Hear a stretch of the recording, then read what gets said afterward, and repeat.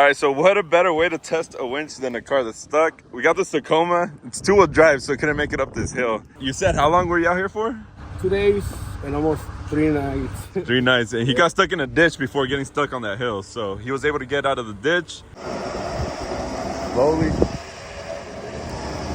Coming up though. Hey guys, welcome back to the channel. I'm here with Chris. Today we are gonna do, what are we gonna do? We're gonna extend some wires. We have to extend the wires on this box here to connect to the winch. The reason being, we didn't cut the grill, so we have to relocate this. So I'm gonna show you how to extend the wires, and we are putting it in this area. We're gonna have to make a bracket there eventually. Eventually we'll make a bracket. Zip ties. Yeah, zip ties. For today, we're just gonna do the wiring extension so we can test out the winch. And it's pretty simple to do. So when I had the previous bumper, I had ordered these wires to make the winch disconnect since it was on the receiver, but I never used them. So we are gonna use this wire to extend the wires on here. This is from Rough Country. Second item from Rough Country that I bought. But the wires are thick enough. They're the same thickness as this, so it should be fine. We're using some of these terminals here, 4-gauge terminals, and you're gonna need one of these crimpers here.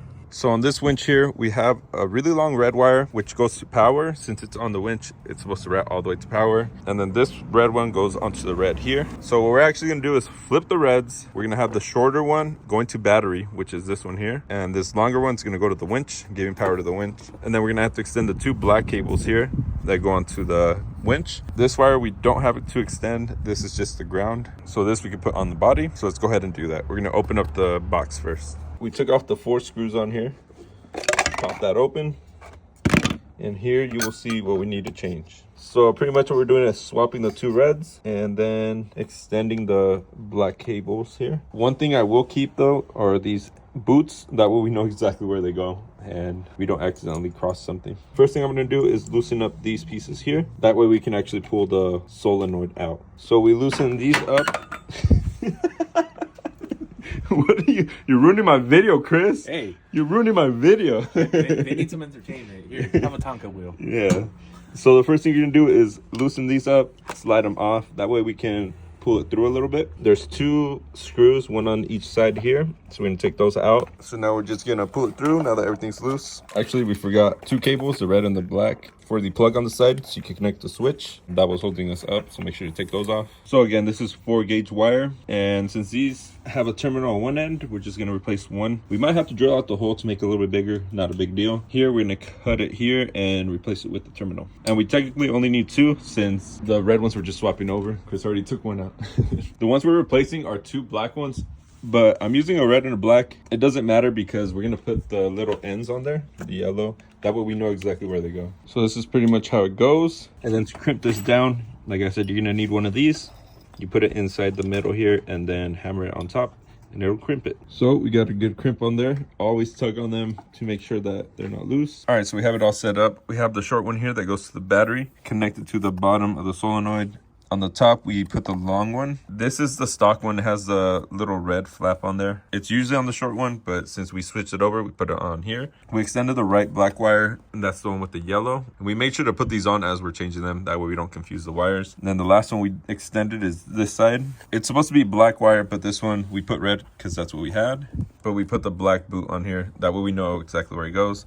The color of the wire does not matter as long as you know where the wires are going. That's pretty much it. Pretty much good to go. We're gonna cover this up and then install it on the Jeep. So I went ahead and took the grill off just to give us more space here.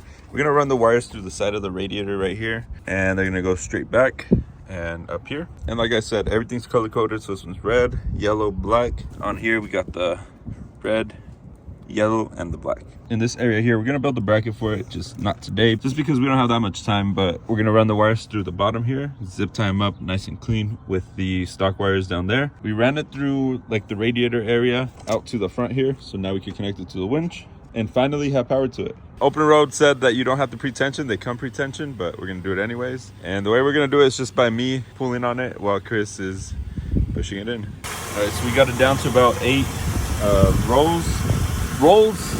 Now we're gonna engage it, and then as I'm pulling it, Chris is gonna push it in. Don't burn your hand though. And this winch line is actually pretty long.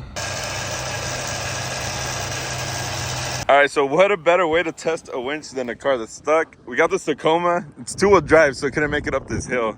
We gotta test out the winch, and that's exactly what we're gonna do. So let's see how this thing handles. First things first, we're gonna disengage the winch so we can pull it out. Turn it up to the side.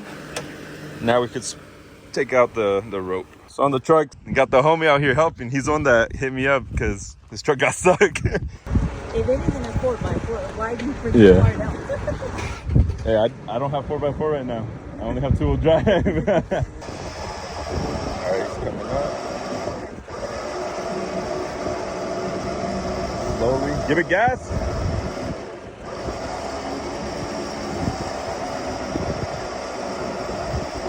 Slowly. Coming up though.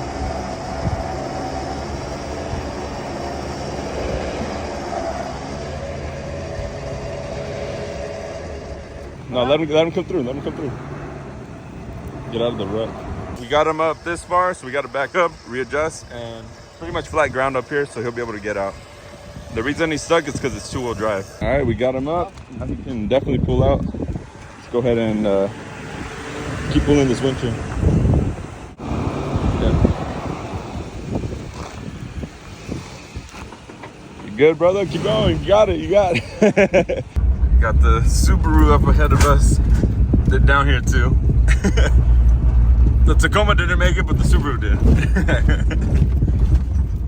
Sheesh, let's go.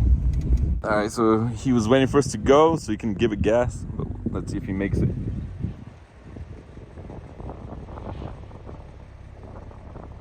I think he got it. He got it. He got it. Easy. All right, so the winch did good. We got this truck out. You said how long were you out here for? 2 days and almost 3 nights. 3 nights. And he got stuck in a ditch before getting stuck on that hill. So he was able to get out of the ditch, but with 2-wheel drive and the rear end on these are so light, it just couldn't make it up. Luckily, we were able to help. Shout out to this guy for connecting us. So that day that we actually saved somebody, that was pretty dope because we had just installed the winch, just wired it up, and my friend just hit me up randomly saying that there was someone stuck. So huge shout out to OPENROAD for sending out the winch. This actually is dope that we were able to save somebody. And I was using the wireless remotes. They worked fine. When we were trying this out at home, we were actually using the wired remote. So that's pretty dope that you can have the option to use both. Again, this was my first time ever using a winch, so I definitely need to brush up on some safety stuff with the winches and get better at using them. But so far, I'm thankful that this was able to save somebody recently. So shout out to OPENROAD, and I'll see you guys on the next video. Peace.